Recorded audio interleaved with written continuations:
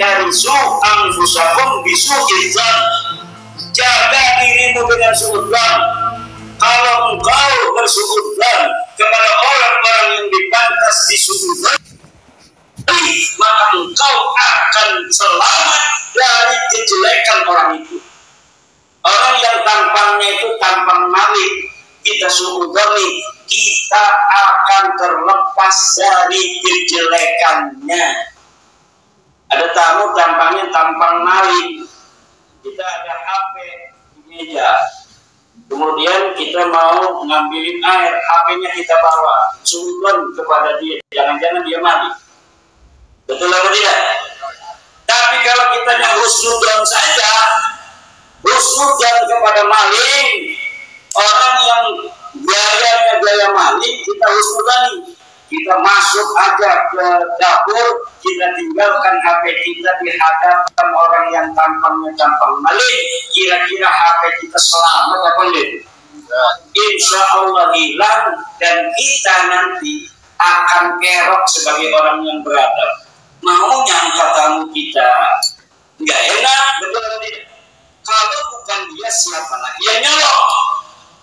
Maka dulur-dulur sekalian, di dalam Qaidah Ushul Fiqh dikatakan la ibrata bidzannil bayyini khata'u. Tidak boleh menggunakan zon yang sudah jelas salahnya.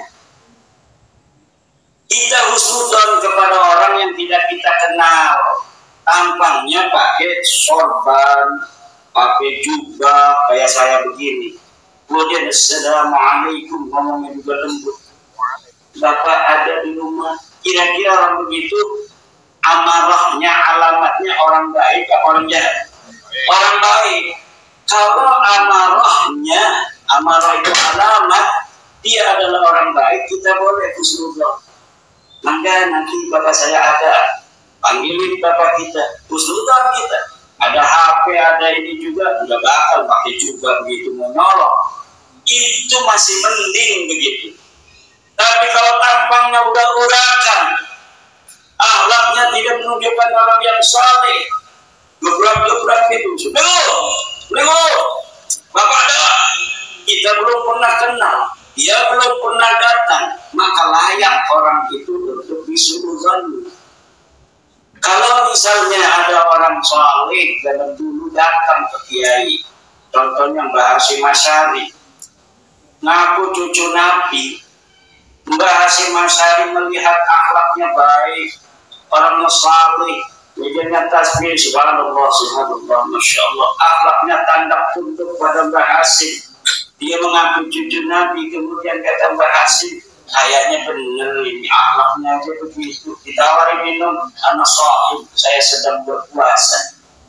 Kemudian diamplopin misalnya Mbah Hasyim, nolak dia, malah dia ngambil emas 10 gram. Ini buat Mbah Hasyim, masya Allah. Orang akhlaknya begitu, kira-kira ngaku cucu Nabi, kita percaya enggak? Percaya. Walaupun kita tidak tanya-tanya kepada dia nasabnya mana, susunan silsilahnya mana, akhlaknya baik.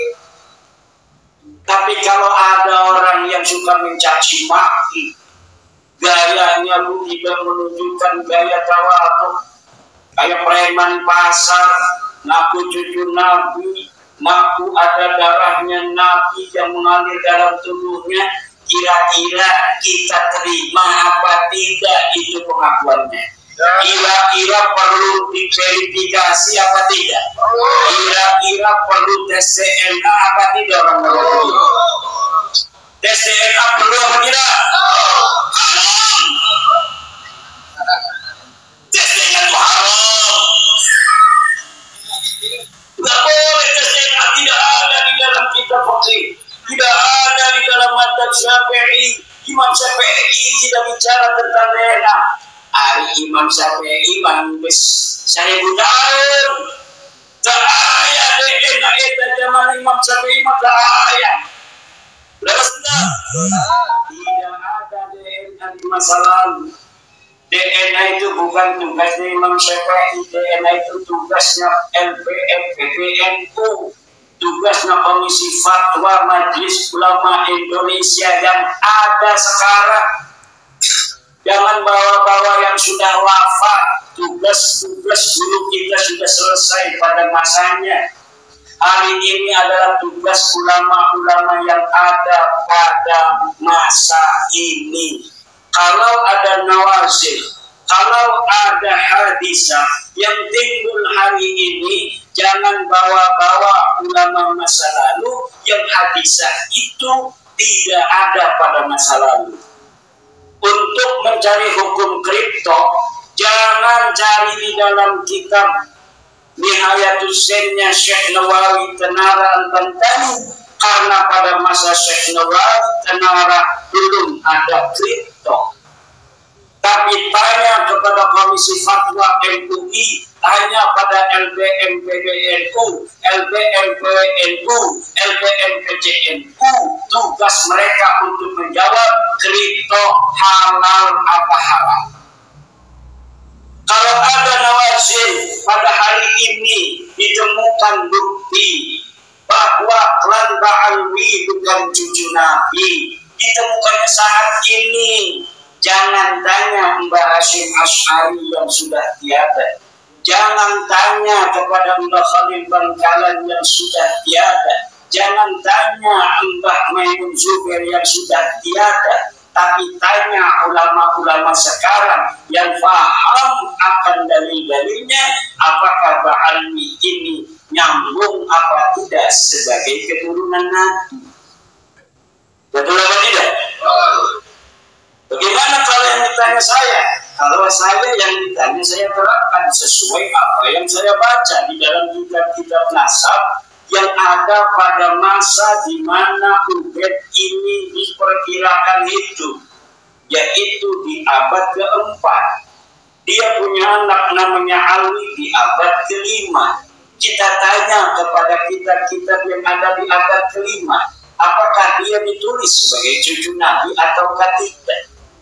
Alwi katanya punya anak namanya Muhammad. Kita tanyakan kepada kitab-kitab yang ada di zamannya Muhammad ini, apakah dia sebagai cucu Nabi ataukah tidak?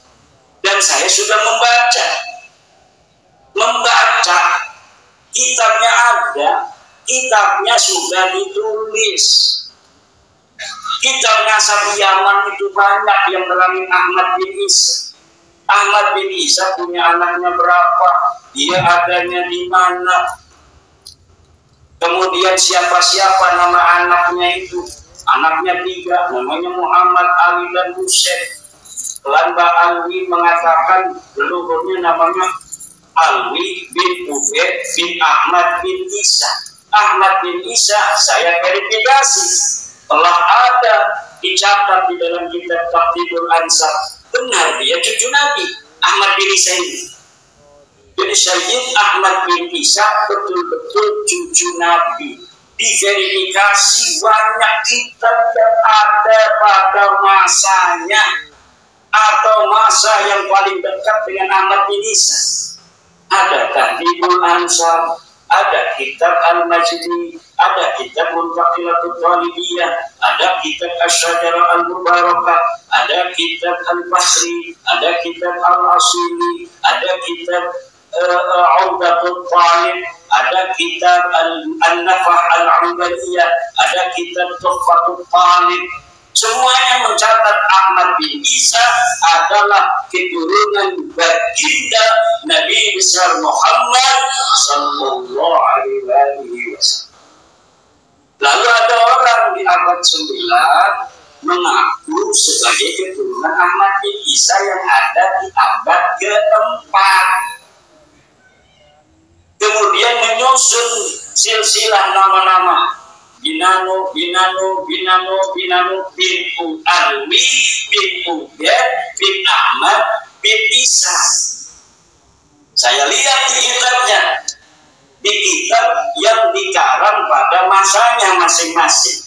Ternyata nama-nama dari leluhur para habaib ini, menurut bacaan saya, tidak ada dicatat sebagai keturunan baginda Nabi Muhammad SAW. Saya tulis di dalam tulisan saya, sekarang saya dimarah-marah. Saya dicaci maki. Saya hanya menulis apa ilmu yang ada di dalam kitab-kitab para ulama. Bahwa para ulama dulu sudah mencatat bahwa Ahmad bin Isa betul cucu Nabi. Tapi dia tidak punya nama anak Ubed. Dia tidak punya cucu namanya Alwi.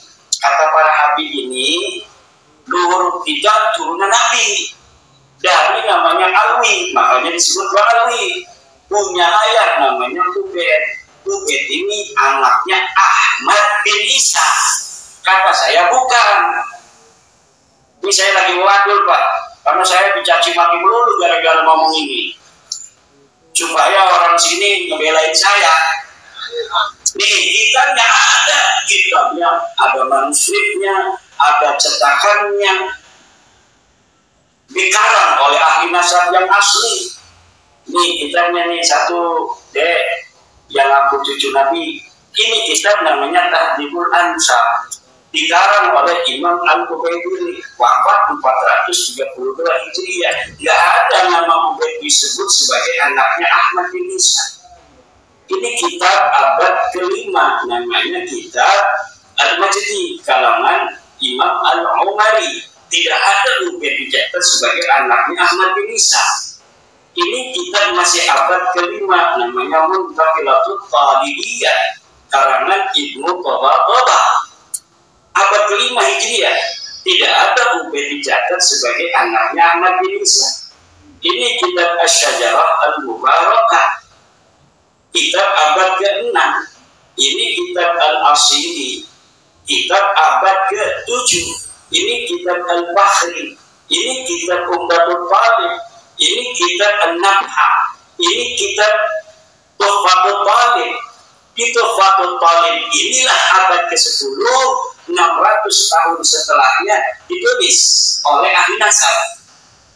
Tetapi keluarga mereka sudah menulis dulu pengakuannya di abad 9. Jadi 550 tahun setelah wafatnya yang diaku, baru ada pengakuan dari sekelompok orang bahwa dia keturunan Nabi melalui Ahmad bin Isa. Jadi tidak ada sebelumnya yang nyatet sendiri. Nggak terima Pak. Tidak terima kepada saya. Kemarin saya di Tuban mau ceramah nggak boleh datang. Minta bantuan polisi dia untuk mencegah saya datang. Saya tetap datang aja. Bismillahirrahmanirrahim. Alhamdulillah tidak ada apa-apa. Dan ini terverifikasi apa yang saya teliti, yang sudah mempunyai kesimpulan. Kalau saya kesimpulannya itu sudah hakul yakin 100% bahwa para habaib yang ada di Indonesia ini dari marga Al-Abbas Al-Segaf bin Syihab bin Yahya dan sebagainya itu yang disebut Habib bukan keturunan baginda Nabi besar Muhammad sallallahu alaihi wasallam. Dan itu tidak merendahkan mereka. Kenapa tidak merendahkan mereka?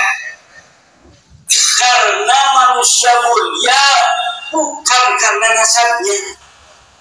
Betul atau tidak? Biasa-biasa saja itu sebenarnya. Misalnya begini, ada orang yang sejak kecil dia diilmu oleh orang lain. Dia tidak tahu kalau dia anak angkat. Betul atau tidak? Dia anak seorang kiai, tapi wayuan, mewayu di Banyumas.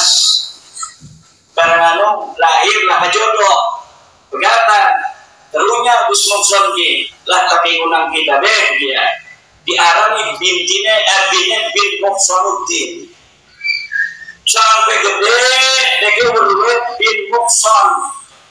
Barangan kawin, anak wakil ki, jadi Gus Mungsun kawinaken nang kita bakal resah. Lamun diomong bukan sedih. Sedih orang kira-kira ya sedih, tapi kan itu hak. Tidak merendahkan dia. Tapi kita untuk menyelamatkan dia. Kalau kita yang menikahkan tidak sah kita ayah angkatnya. Betul atau tidak?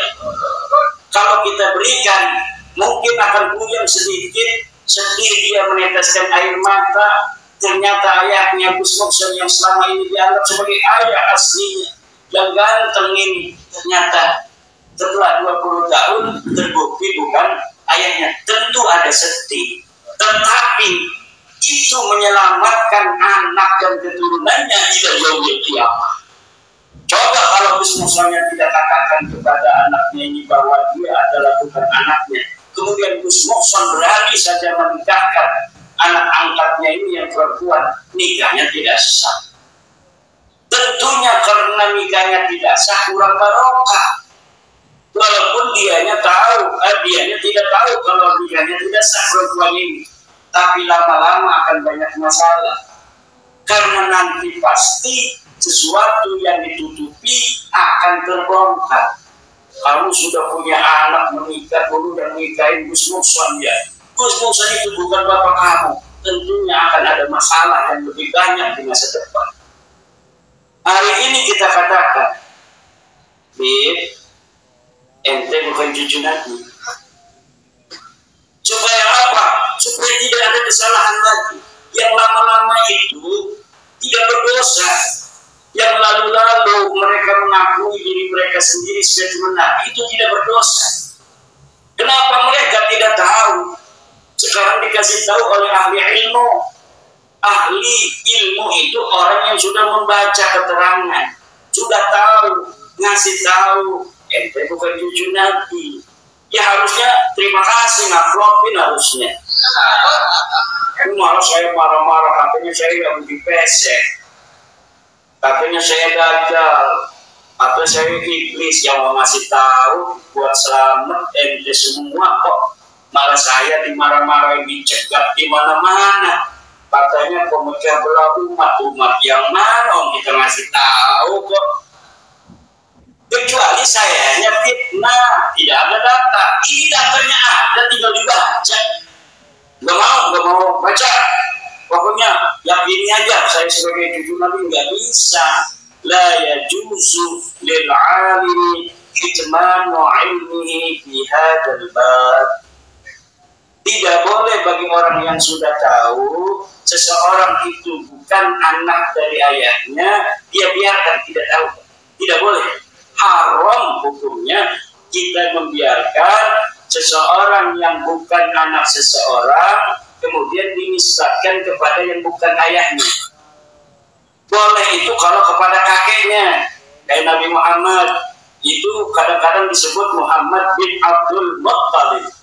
Ana Muhammad la kadhib, ana Abdul Muttalib, ana Muhammad la kadhib, ana Abdul Muttalib, ana Abdul Muttalib. Kalau ke kakeknya boleh, kalau ke buyutnya boleh, kalau ke jangganya boleh. Makanya ada bin Adam aja kan, karena Nabi Adam itu kakeknya. Imaduddin bin Adam boleh. Kenapa? Nabi Adam itu kakek saya. Gus Mungsun Nabi Adam kakeknya bukan. Jangan-jangan bukan dari Nabi Adam ini. Nah, ke kakek kita boleh. Seperti pengarang Alfiyah. Siapa? Muhammad bin Abdullah bin Malik. Itu dia langsung Muhammad bin Malik, tidak Muhammad bin Abdullah. Itu kepada kakeknya boleh. Nah, kata Allah, ud'uhum li'abaihim. Panggil mereka, orang-orang itu dengan nama bapak-bapak mereka. Bapak-bapak itu bapaknya, kakeknya, buyutnya, jangga, wareng, gerepek, balung, udah gantung, simur, terus sampai Nabi Adam. Boleh juga. Kalau dia ada catatan dari Nabi Ibrahim, misalnya Gus Mungsun bin Ibrahim, boleh.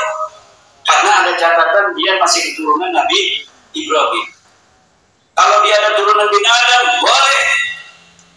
Karena semua kita adalah anaknya Nabi. Ibunya Hawa, makanya yang perempuan bin Hawa, binti Hawa. Anak perempuannya ni Siti Hawa. Anak laki-lakinya ni Siti Hawa, bin Hawa, binti Hawa. Itu boleh. Bagaimana kalau yang tidak tahu? Fa'il lam ta'lamu aba'ahum.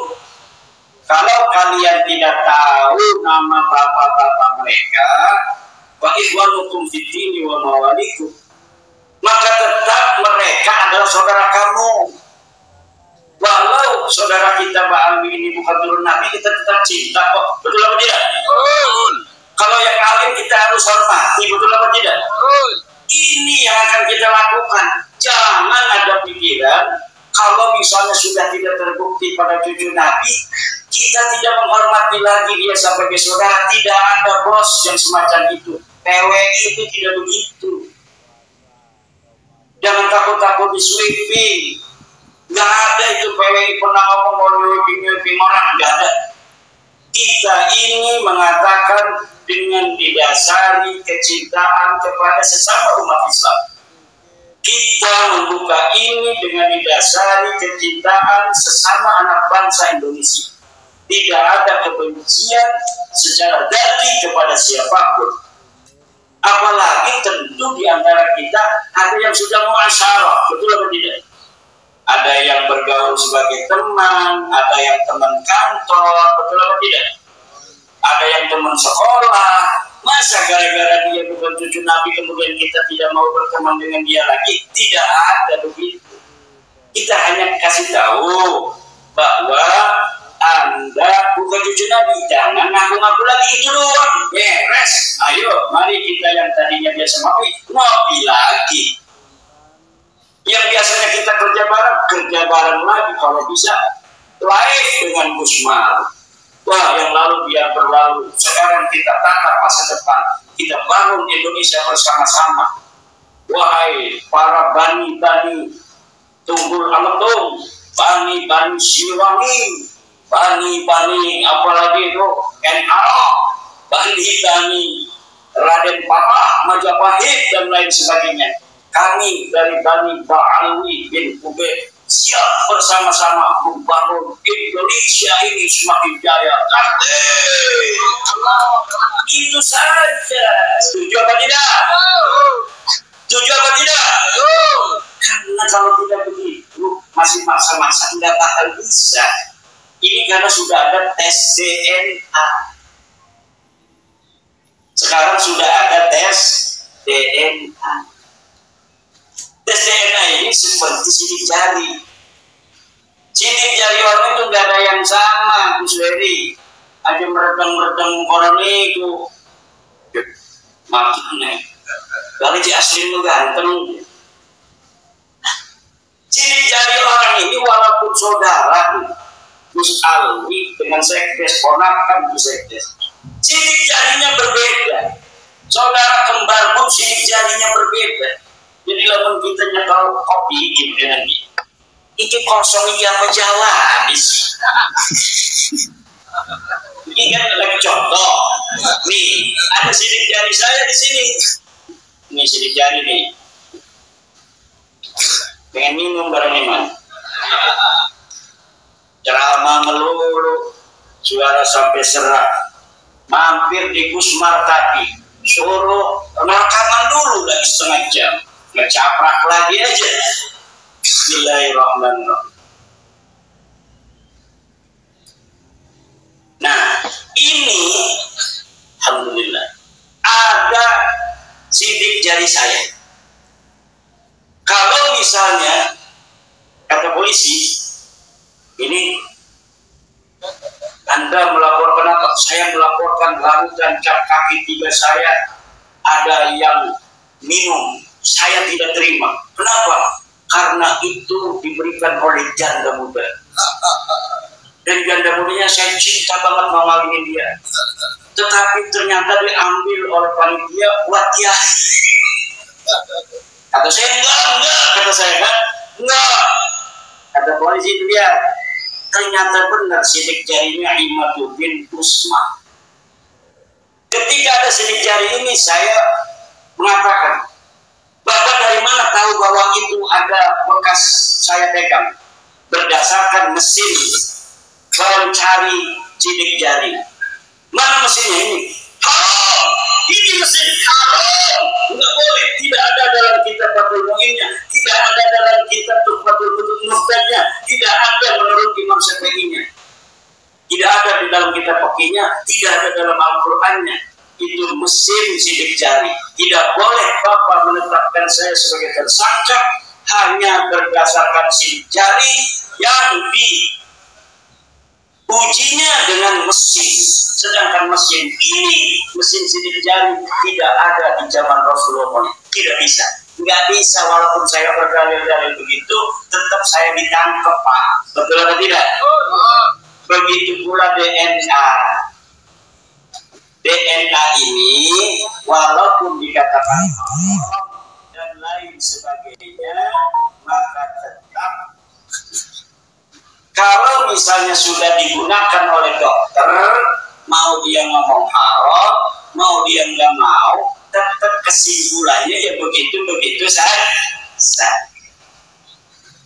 Understand? Maka hadirin ma'asyiral muslimin rahimakumullah, inilah yang harus kita jaga. Apa yang harus kita jaga? Nasab mulia Rasulullah. Jangan sampai masuk di dalamnya ad'iyah wa tukhala, para pengaku-pengaku dan para penyusup-penyusup. Ini bagian daripada kita berbakti kepada Nabi besar Muhammad sallallahu alaihi wasallam.